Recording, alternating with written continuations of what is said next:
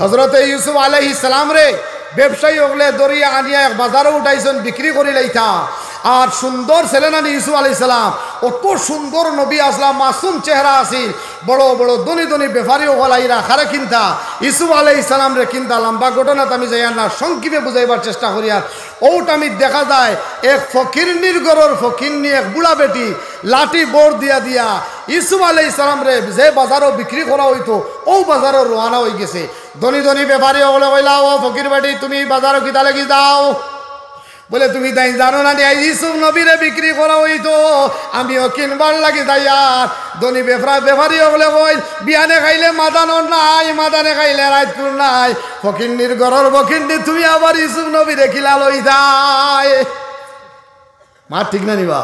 তোর বেটি খাইবার গুনতা নাই তুই ইউসুফ নবীরে অত দামে বিক্রি করা হইব তুই কিলা লইবে বেটিয়া কয় আমি লইতাম পারতাম নাই 100% শিওর আছে আমি কিনবার উপযুক্ত না আমি জানি কিন্তু আমার উদ্দেশ্য হইল বেলেগ ফকির বেটি কিতা কয় আমি কিনতাম পারতাম নাই লইতাম পারতাম নাই তবে আমার উদ্দেশ্য কিতা বেলেগ বলে তোর উদ্দেশ্য হইল কিতা হোসাইন বলে হাসরের ময়দানে রব্বুল আলামিনে যে সময় কইবা আমার ইউসুফ নবীরে কিনবার লাগিয়া যে যে ব্যাপারী ওগল গেছলাই আজ আমি রব্বুল আলামিনে তোমাদের মাফ করে দিতাম জান্নাতের ফয়সালা করতাম হো লিস্টে তো আমার ফকিরনির নাম গান থাকবো নি না না আমি তো লইবার লাগি যাই আর পারি বা না পারি বেলেগ কথা আমার উদ্দেশ্য হইল আমি তো কিনবার লাগি যাই আর রব্বুল আলামিনে যদি কই যে যে কিনবার নিয়ত গেছ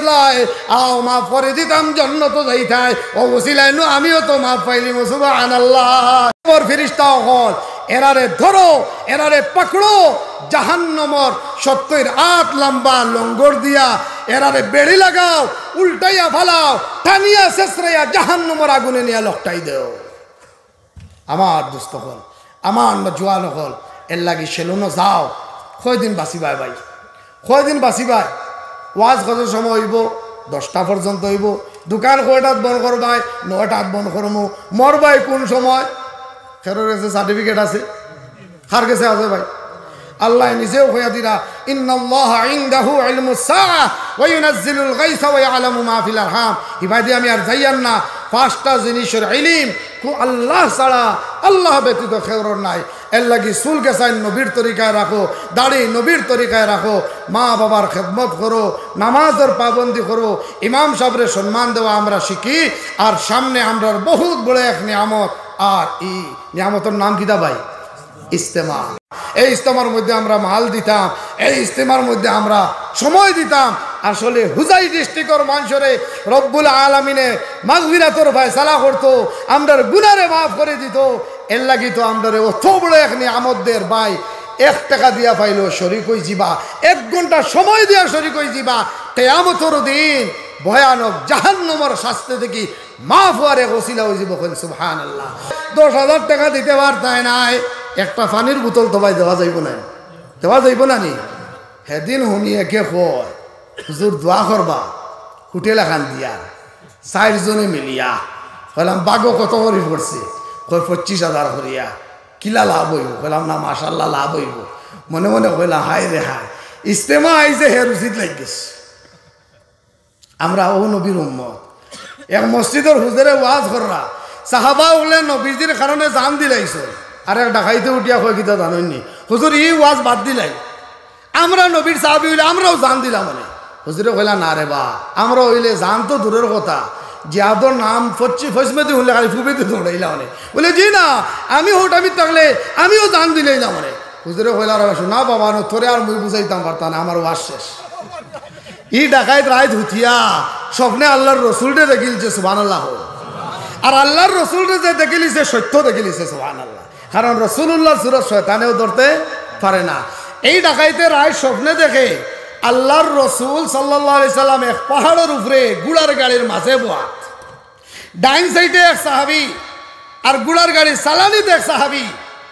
আর বাউ সাইডে ও ডাকাইত হে দেখে হে বইরিস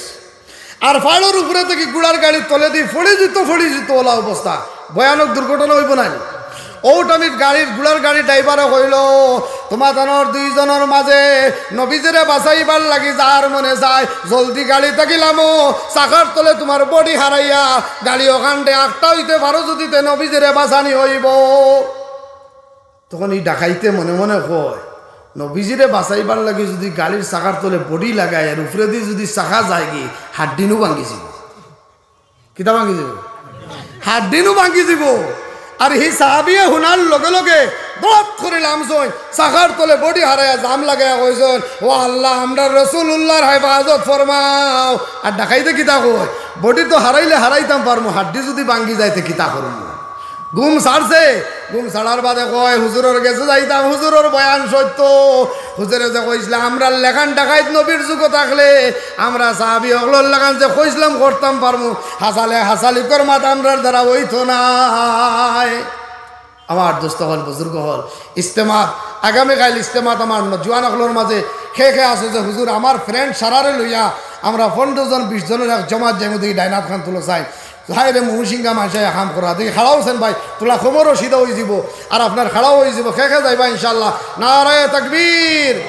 ইয়া আল্লাহ আওয়াজ দাও নারায়ে তাকবীর। মাশাআল্লাহ মাশাআল্লাহ। আপনারা আগামীকাল যাইবা নি ইনশাল্লাহ? ইনশাল্লাহ যে সময় যাইবা আমার নম্বর একজনে রাখবা, ফোন মারবা, হন থেকে আমার বাড়ি দারো আছে, আমি আজ আপনাদের লগে মুলাকাত করব। আর হইতো পারে বোকা হইতো পারে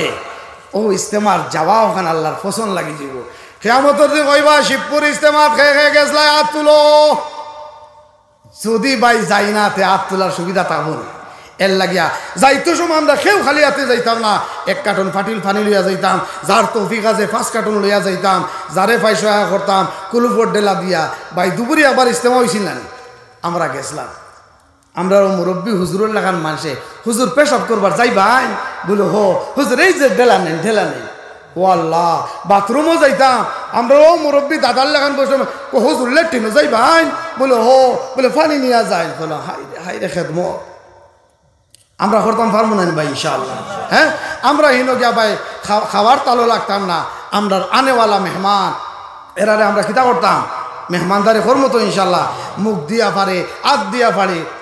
10টা টাকা দিয়া পারে, 20টা টাকা দিয়া পারে করবো তো ইনশাআল্লাহ। আল্লাহ পাক পরবর্তীকার আলামিন তাবারাকা ওয়া তাআলা আমরা সারারে খোয়াত থেকে হুনার থেকে